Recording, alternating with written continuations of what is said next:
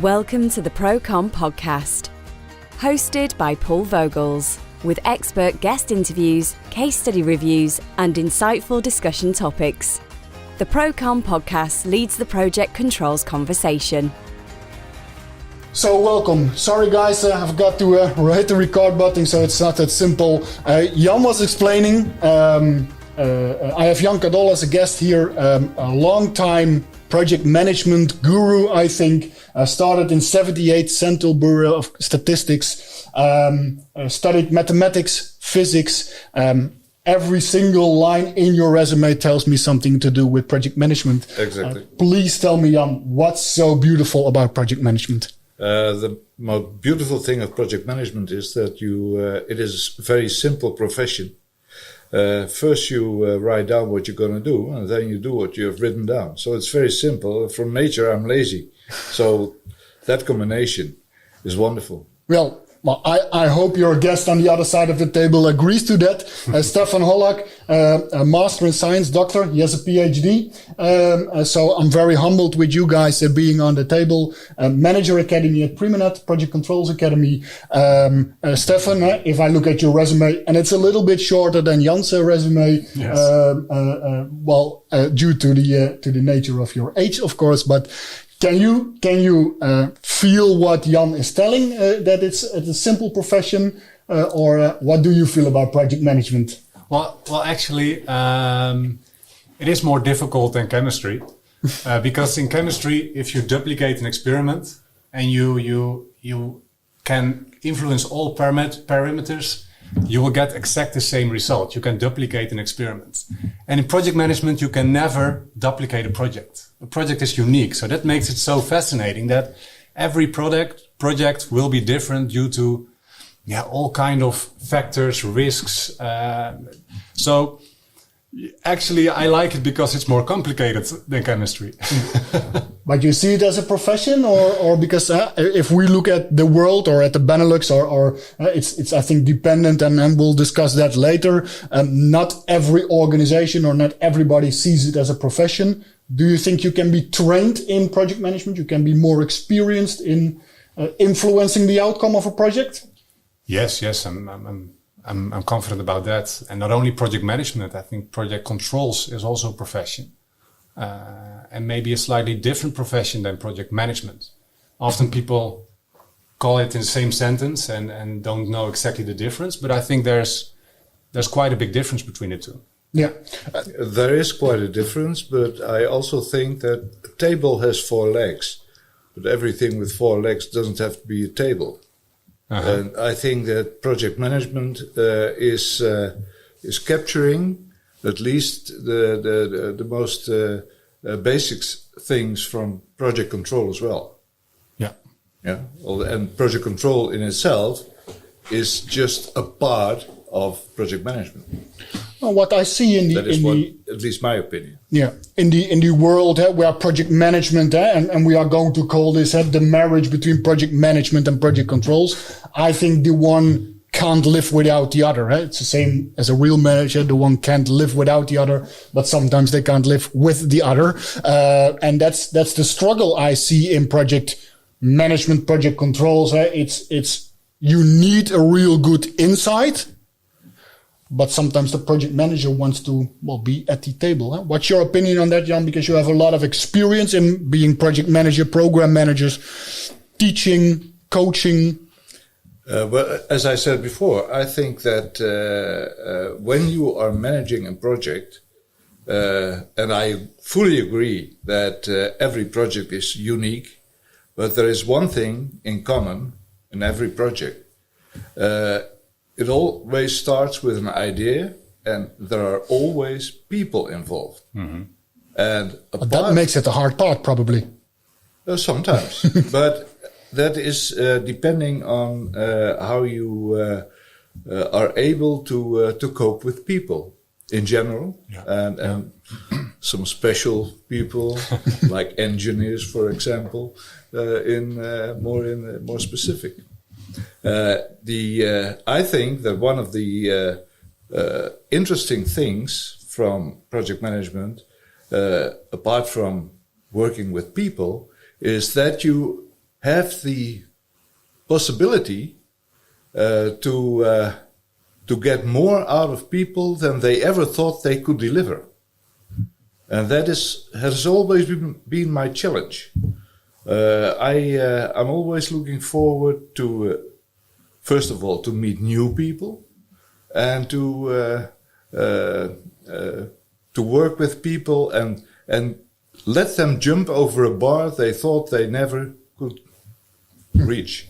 But isn't that very hard if you meet people in every new project? There are new project managers, there are people who you know. Do they live up to the processes and to the Jan Cardol standards? Often I hope not. No, often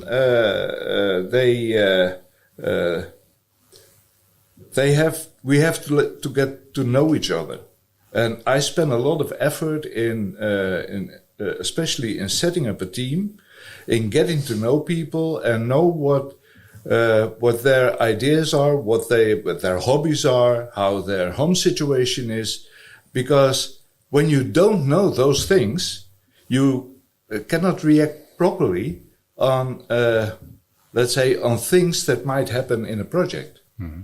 I remember a project once I managed in Switzerland, and there were people from, team members from all over Europe.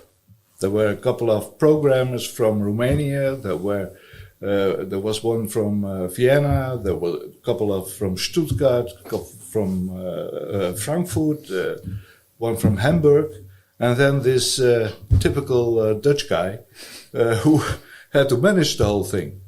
And I said, I don't give a shit wherever you come from. I want you to be at the premises of the project Monday morning, 10 o'clock. And I will be the last to leave the premises Thursday afternoon at 3 p.m. And that was the standard. I made things clear from the beginning.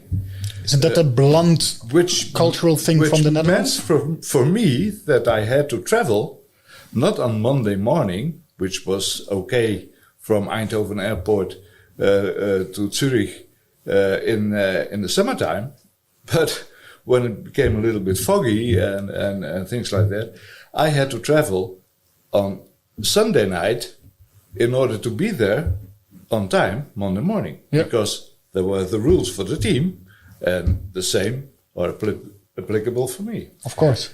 And I have forbidden those guys who are all from different companies in Germany and all kind of service providers. I have forbidden them to go to their employer on Friday during working hours. I said, you need to recharge, to be, let's say, fresh on Monday morning again. Yeah. I had that team together for 2 years without any struggle. And of course, I became a question from one of the employers of the team members. I need then that guy on Friday to make a proposal for a customer. I said, when you ask him to come to your company on Friday, you have him the next week, the whole week, because I don't accept that. And that helped. What I also did in that particular project is that I was put in a hotel by the Swiss company, which was, I think, 15 Swiss francs more expensive than the hotel where my team members were stayed in. That's not so much anymore. It used to be a lot, 15 francs, but anyway, but for that time, because I'm talking about another century. What kind of project was it? It was a full-fledged implementation of an ERP system with 800 seats over 3 subsidiaries. Okay. And that was, they went from a, let's say, paper business towards fully supported by software. And that was very exciting for that particular company. But a big change, of course. A big change. Yeah. And then you have to, the problem is not to introduce a new package. The problem is to let's say, facilitate the people in that change. Yeah, adaptation. It's difficult, and And you the have to adaptation, prepare that the is people. very difficult. Yes. Yeah. Now, what you often hear in HR, and I've heard this story about that hotel, is you hire soft skills, but you train hard skills with different people, with different culture. It's always hard to communicate. You can put on a planning, for example, or a rule, but a rule means sometimes something different for different cultures, for example. Yeah, well, and there is another thing. At this very moment, a lot of people are talking about agile as if that is a medicine for all diseases. Yeah, it's the holy grail of project management nowadays. And nowadays, people have, in the beginning of the day, they have stand-up meetings in order to look back to the day, the past day, and look forward to the present day, and then what do we have to do? In the 90s, we didn't know what an agile way of working was.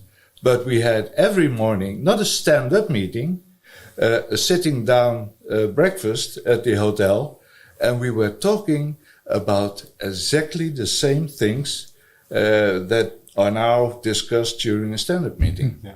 But you can only do that. You can only have breakfast with your team members if you get them all in the premises and you have a hobby in project management. Exactly.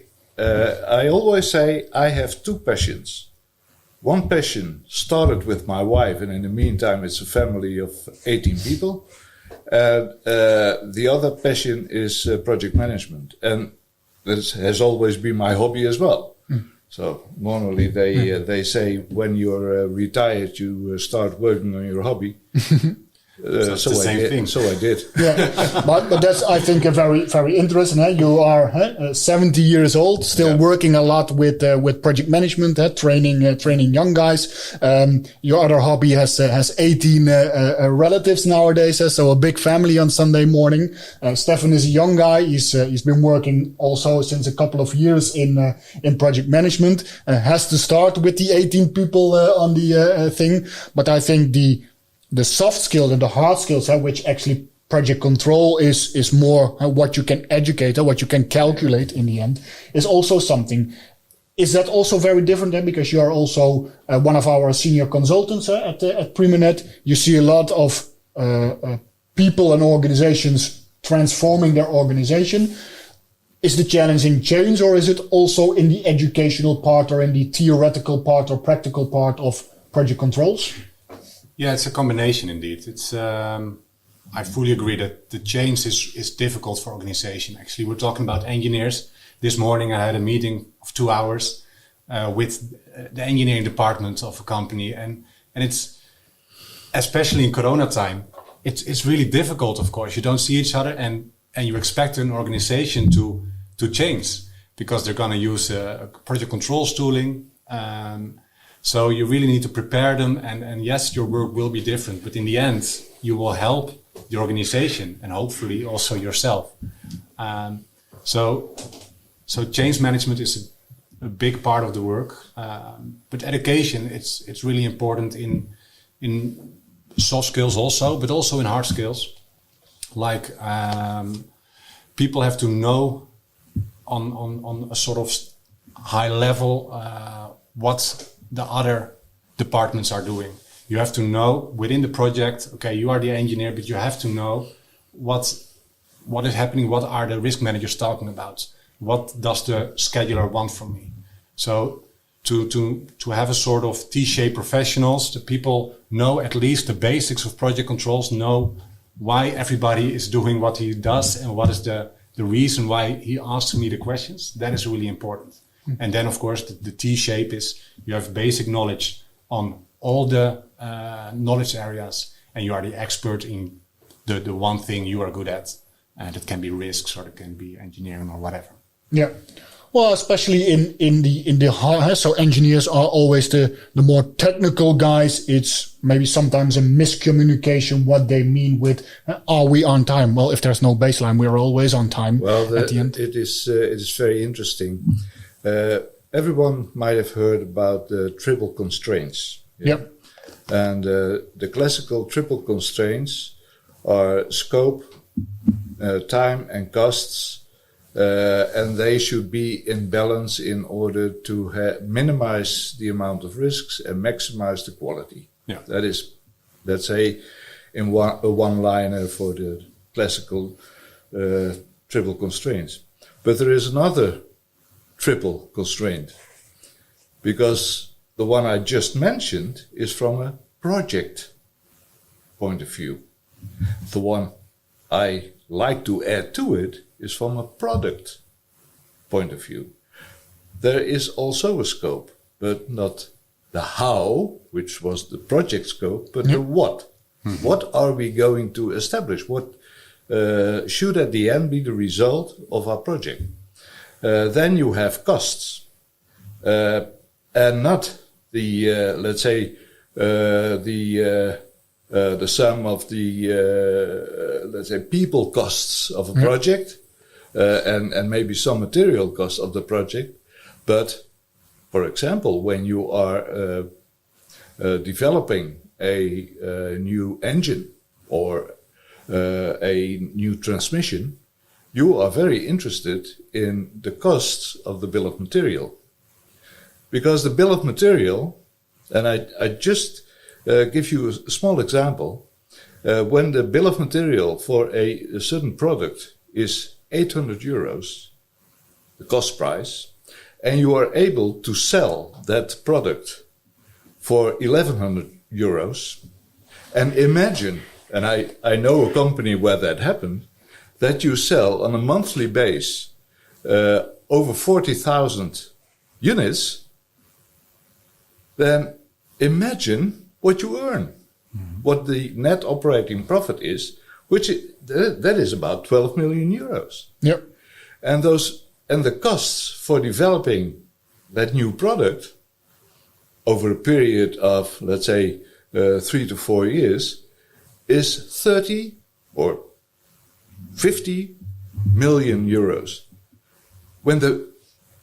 Imagine you just need a payback time of a couple of months to cover for the costs made for developing that product.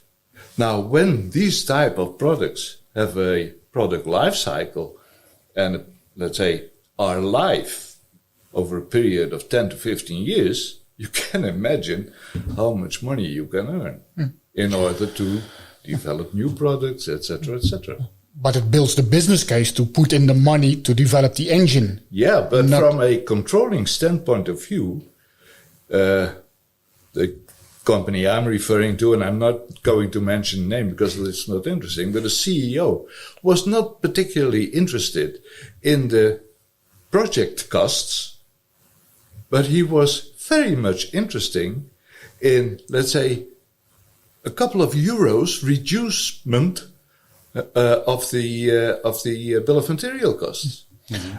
And what if you can't predict the bill of materials? So we are in this pandemic and nobody can imagine how, when the eureka moment comes for a vaccine or for a new development, how do you balance those three constraints into the, well, let's call it the business case of the project on the bill of materials? Yeah, that is, of course, a very interesting thing. Yeah. But then you see that a lot of other disciplines are coming together, because then most companies not have procurement embedded in the project, but have a separate purchasing department, and have a separate sales department. Yeah. So the balance between your project and creating that particular product goes hand in hand, and you need a lot of cooperation and tuning with other departments in the company that are not actually 100% involved in the project itself. And that's the big challenge in and that project makes controls. It interesting. Because, you want to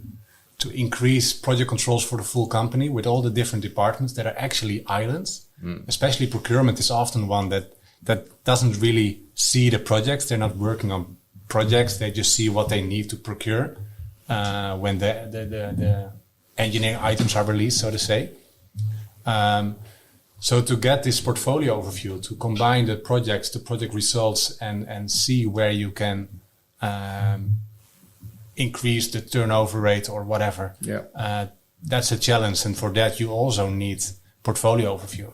And I think that's also a good thing for project controls, of course, that you're not looking at one project. Like project manager is actually, his scope is the scope of the project. Yeah, in terms of, let's say, maturity of project management, I would like to say something.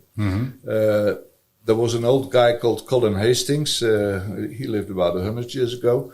And he said that a manager, project manager, has six views to consider. The first two are looking forward and looking backward. Looking forward means you need to plan. Looking backward means you should be able to report about what happened.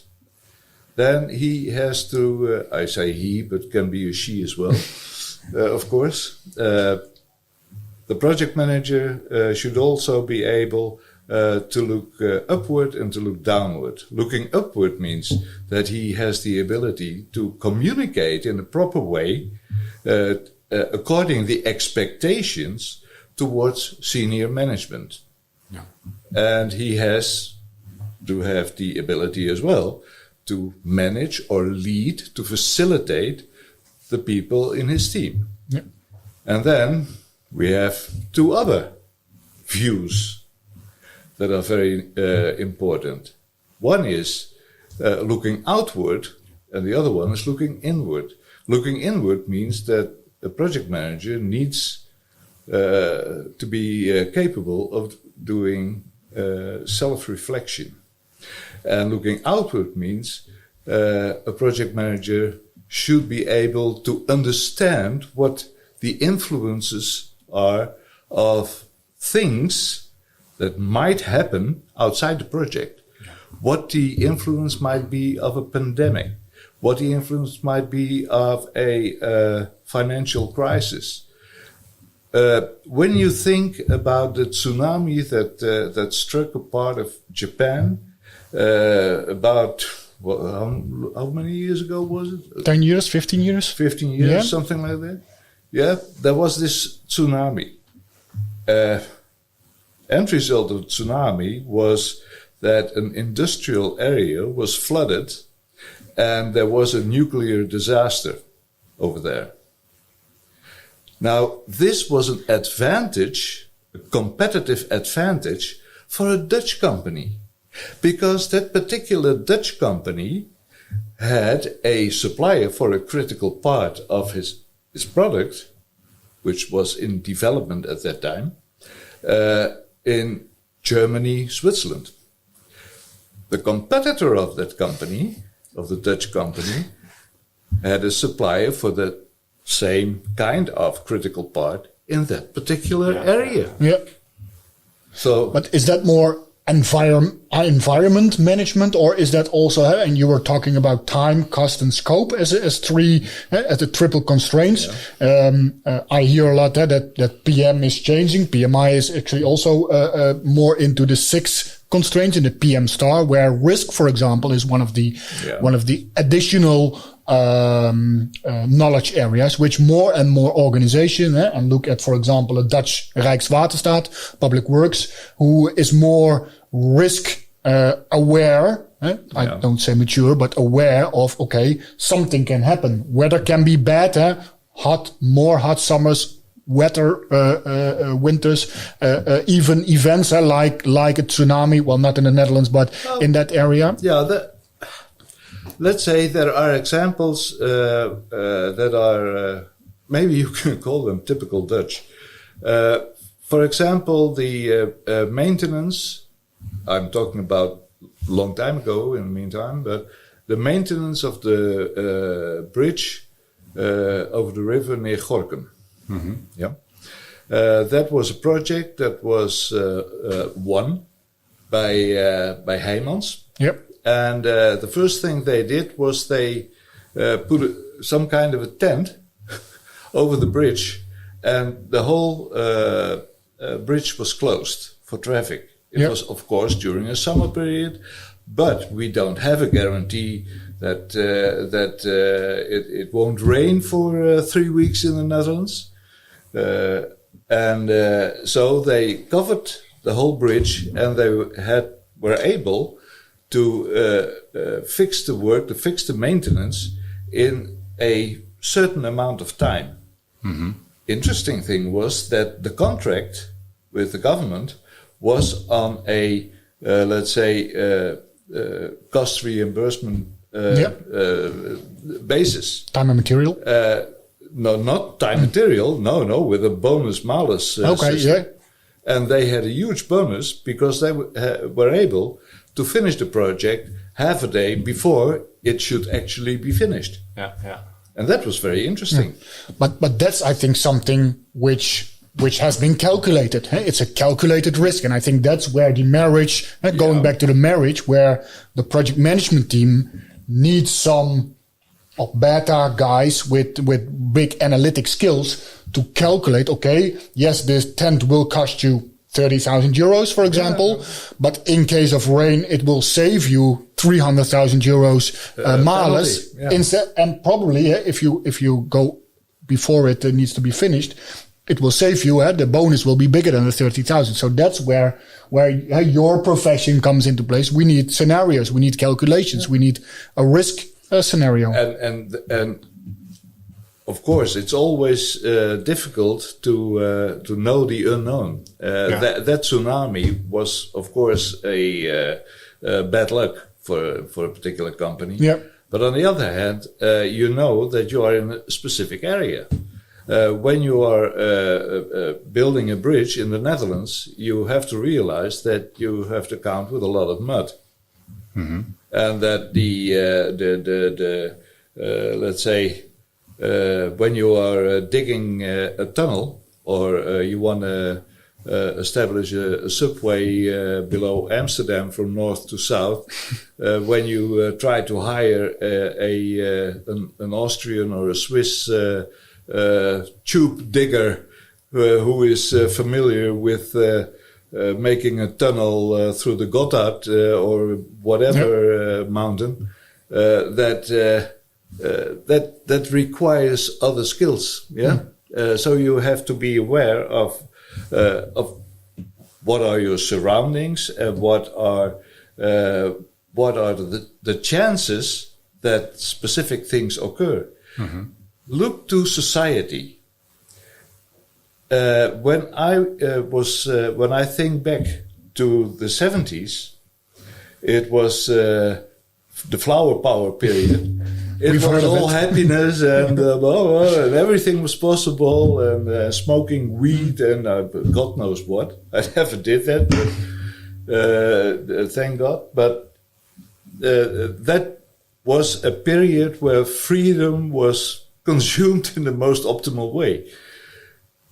The beginning of this week, I heard that they even want to remove the statue in the neighborhood of Los Angeles that was created, that iconic statue from Marilyn Monroe, because it was not women friendly. So look how those changes in society could never be predicted, but it happened. Yeah, but also I think the world has been changing. We are living in a harder world. You can't. You say he or she. You have to mention all kinds of flavors, and people are more aggressive on a business point of view. There are more claims, there are more changes. If you buy a microwave in the USA, there is in the manual, don't put your dog in it to dry him.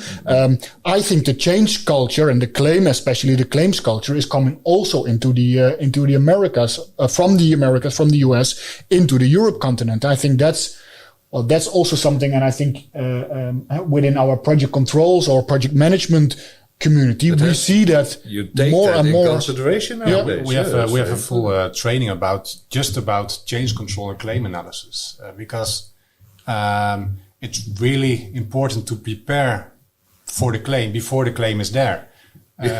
Claim analysis is not about, well, it's also about actually the calculations, but it's mainly about your administration. It's mainly about preparing, having every event already written down, take a picture. There's not even an issue yet, but there might be an issue later. Yeah, if you are digging and you're expecting sand, and there's suddenly a stone somewhere, okay, you have to change the excavator for a ripper. You have to rip down the stone and then go further with digging. It takes you maybe 5 minutes, 10 minutes. So you think, okay, I'm not going to make this picture. I'm not going to report it. It's okay. 10 meters later, you find more stones. It was not in the contract. You think, okay, let's put the ripper on. We kill the stones again and we continue. So if you don't train your organization that every little change, even though it's little, you should make a picture. You should report it.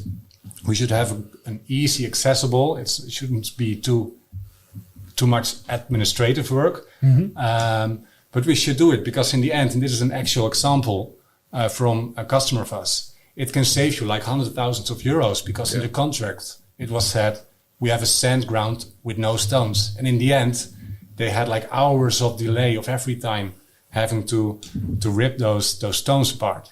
And I would like to mention a couple of things. One of the things is I have an example like that, and that shows the importance of change control in a project. We were asked by a company in Germany to build a system for warehouse management, order picking, and stuff like that. And we were asked to offer it fixed price, fixed date. Now, according good German way of working, there was a so-called Pflichtenheft requirements document, which was really 3 centimeters thick, with a lot of details. And long story short is that the offer we made was, and it was in the before the Euro period, it was 1.5 million German marks. Then the guy responsible from the company said, "Yeah, but we are part of a Dutch holding, which is is on the stock exchange in Amsterdam, and before we have that, let's say, that money available, that is going to take a lot of time, and I want to have it now." Okay, we said, so can you reduce it to something which is will cost me 300,000 German marks? No problem. But instead of a let's say a BMW, you are getting a Flintstone car. Yeah. That was obvious. The project started. On day 2, a guy from the company came to me and said, "Jan, just a small question. I have here a document with just a small change. Can you do it?" I said, "Wait." And I have a document which is called change request. And I filled it in. And I asked my consultant, how much time do we need to get that as well? Long story short is, at the end, all the requirements from that requirement document were fulfilled. He had to pay more than... He had to pay 2.3 million German marks. And is that what we see, and how with the preparation of this podcast series, and we're gonna record a lot more. There is no podcast on project controls. There is no university on project controls. Are people aware of the power and the advantage you can get with project management or project controls, or look they at project controls or project management more as an administrator? What are your don't be naggy about the change order and the change request. It's just a small thing. Why don't you do it? It's a good relationship. I think the world is changing. I think that because of the cycle of change, as I call it, which is getting shorter and shorter. in society, in businesses, in developments, in IT, in IT, in the high-tech area in the southeastern region of the Netherlands, Eindhoven and surroundings. Things are changing so often, and are, let's say, the frequency of changes is so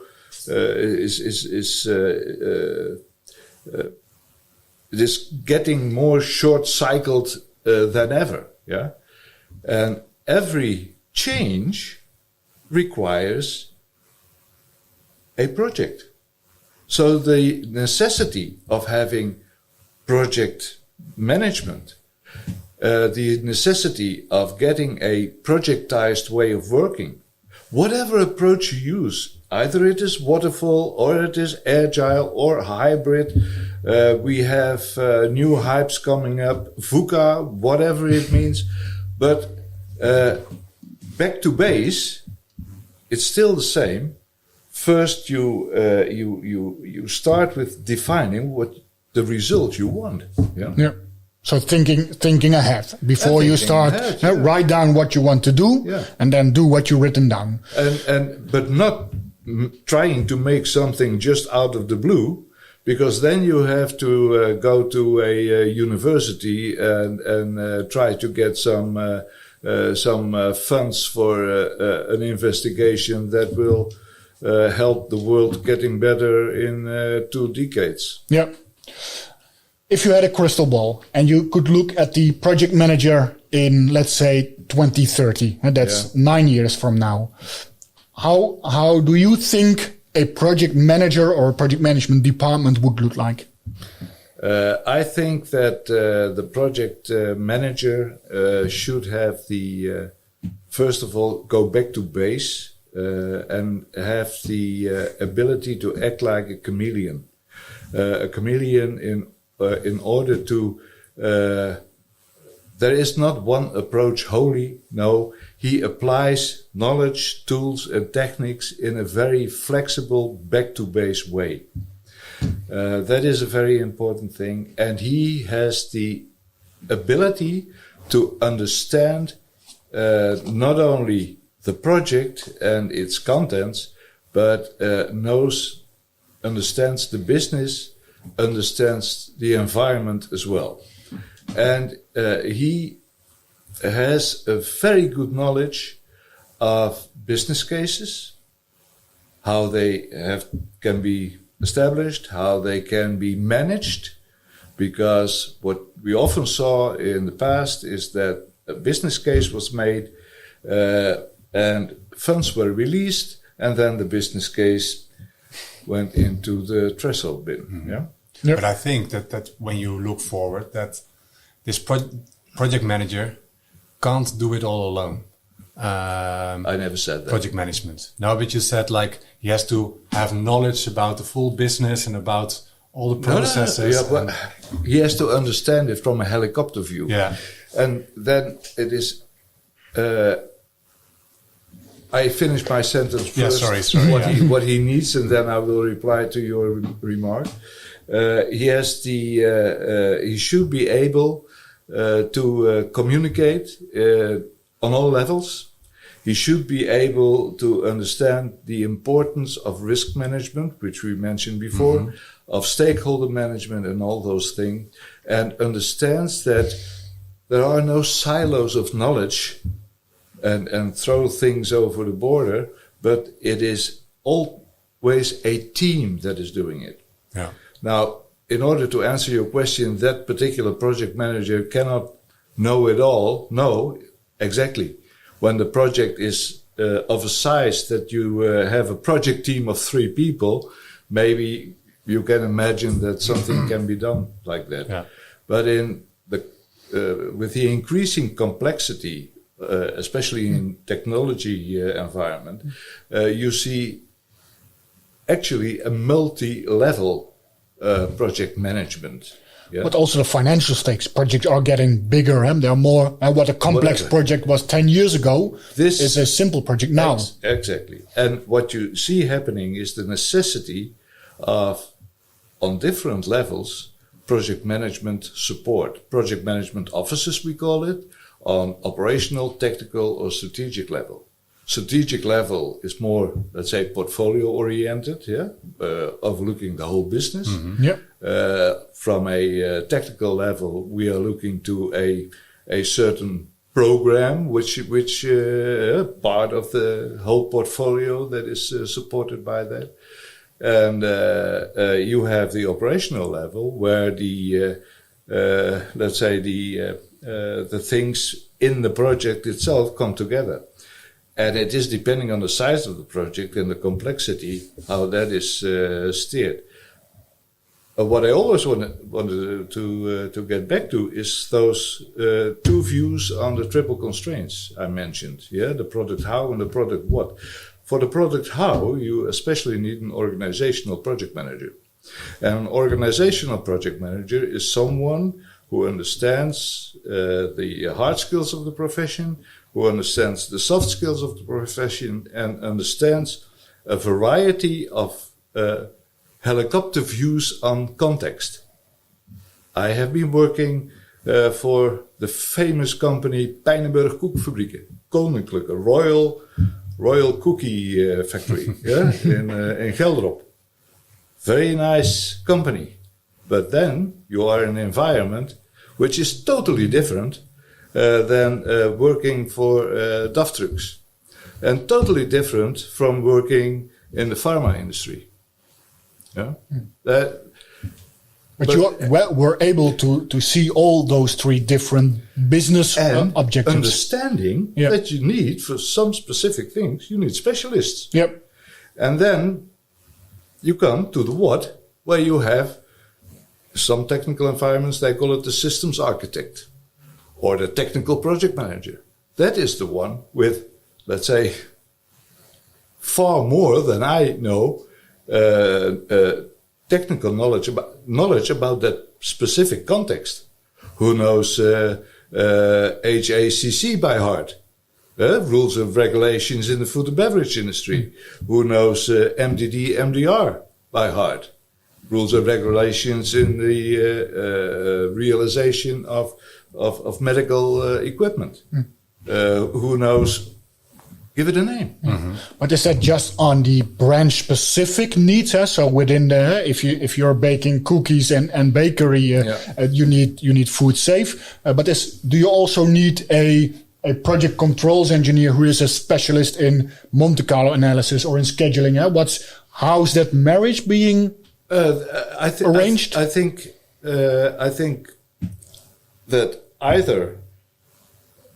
No, not either. I think that that project controls is getting more important because of the pressure on projects, especially projects with for example, a time to market strategy, or where money is and health is an important issue, or for example, the necessity of building.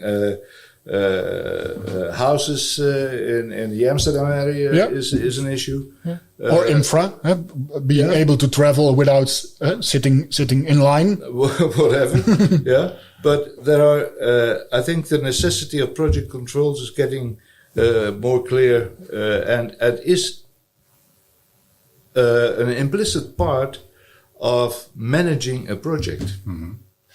And also now the data streams is becoming bigger and bigger. There's so much more data about the project health. There's so much information or data actually that needs to be transferred to information. And I think that a project controls engineer is also somebody who can help in translating actually the data to okay, what is important and at what time do I need to communicate that to which stakeholder? As a filter for the project manager who is driving the project, for example. I think that he or she is very much involved in let's say the preparations for decision making. If you and then it's interesting that they have the ability to make that complex, let's say, huge amount of data, let's say, transparent in such a way that even managers all over the world, a stupid manager at senior level can understand it. Yeah.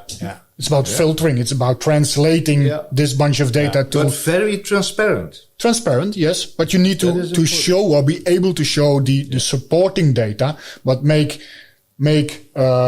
simple blocks of, okay, this is what's happening. You need to decide, go left, go right. You need to decide, go faster, go slower. You need to decide.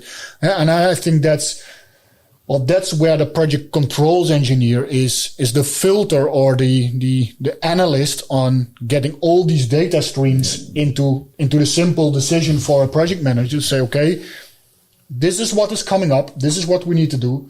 You need to decide. The project manager needs to decide on that topic. We know from, let's say, the theory of project management that when you have a delay in your project, there are a couple of possibilities to deal with it. One of those things is crashing, which means we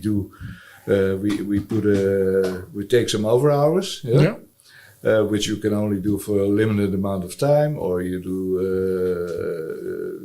fast tracking, doing things in parallel, introducing more risk, etc., for possible rework. The interesting part of project controls is to foresee when something like that might occur, so that you are doing what Joel Barker wanted to introduce in the Future Edge in the early 90s. He wrote that book, and he said, we need a paradigm shift. We need to change from more reactive way of working to proactive way of working. Risk management is change prevention. Look around you. Yeah? There are guys over there, and they are rehearsing for a small disaster. Yeah, a barbecue is lit, and they have to put the fire out. And what we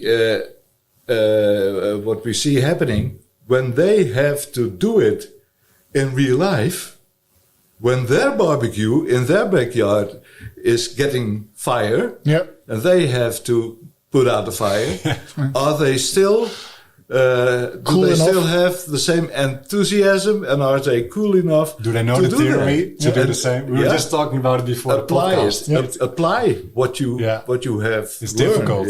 You can know all the rules, but then when it happens to you, you should know how to react.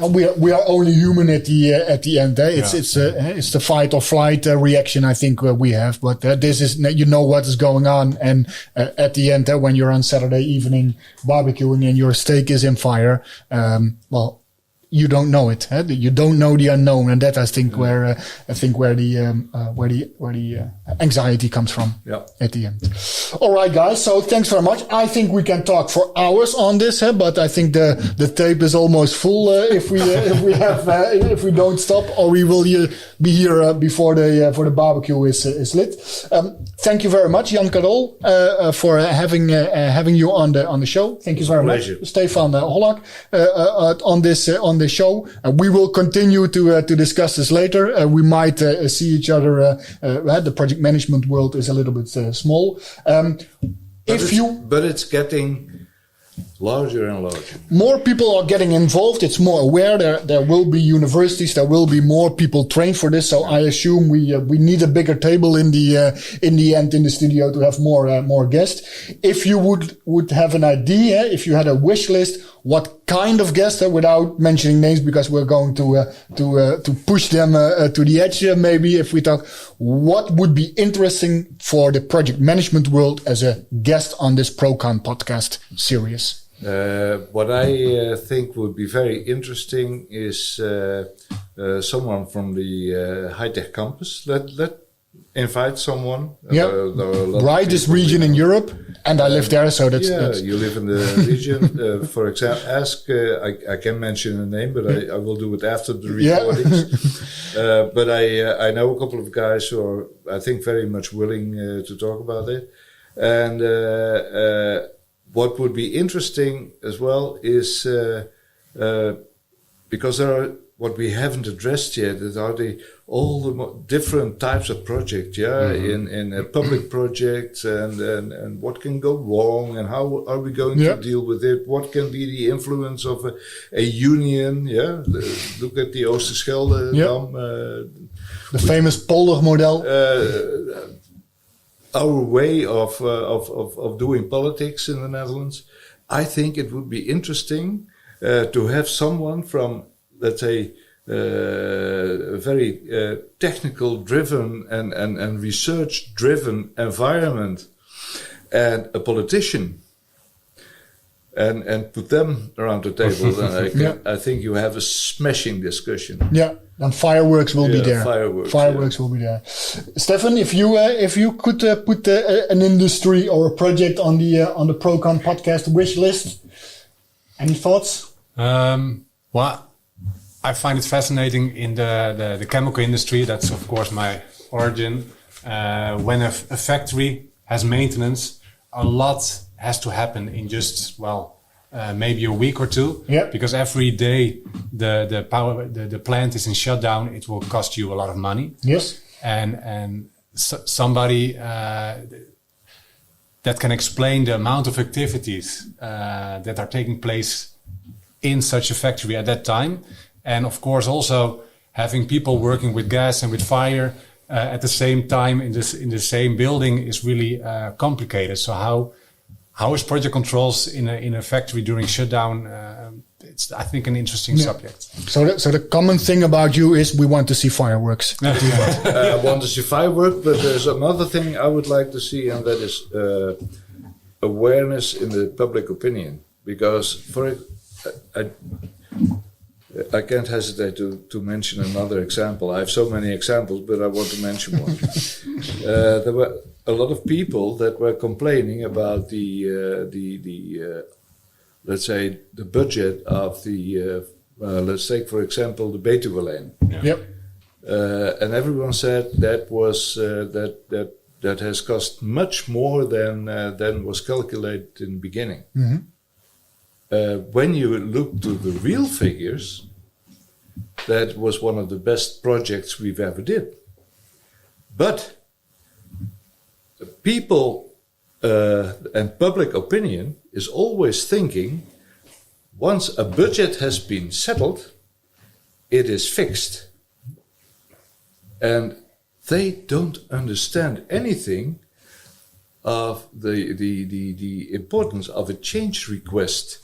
Because a change request means when it is, let's say, appreciated and it's okay and we're going to do with it, the original budget is increased. Yep. But the project is improved. Yeah. And it's actually another project but people on a project. don't understand that. No. The original budget for the North-South line was 1.3 billion euros. Yep. At the end, it became 3.1, the same figures, but just the other Different way around. order. And that is, and in the first part of the project controls was not exactly performed in a good way. Afterwards it was, but in the beginning it was not. I'm not pointing a finger to blame someone, but I know where it went wrong. But what I want to say is that the public opinion is still thinking about that 1.3. Because they only see a part of the scope and a part of the process. At the end, they look at the same line. The Oosterschelde. Yep. And we, as Dutch, we are super proud about that miracle. Yeah, the doors that can be closed and even the sea fish can swim at the other side. And it doesn't get sold. Yeah? And the fishermen are happy. But the whole project costed 3 to 3.5 times the original planned budget. But no one is talking about that. No. But we can talk about it for ages. I'm going to wrap this up. We can stay here. If you have a question or maybe a suggestion for a guest, please send us an email, podcast@primanet.com, or look at the website, proconpodcast.com. And if you plan to upgrade your project controls insights, don't take a risk and schedule your subscription to the PROCON podcast. Thank you very much for listening. Stefan, again, thank you very much. Jan, thank you very much. You're welcome. And hope to see you on the next episode. Thanks a lot. Thanks for listening to the PROCON podcast. To listen and watch more episodes, you can subscribe and access the resources mentioned in this episode by visiting proconpodcast.com. We look forward to seeing you on our next episode, where we will continue to lead the project controls conversation. The PROCON podcast and the associated resources is published under copyright to Primaned. All rights reserved, no reproduction of this content is permitted.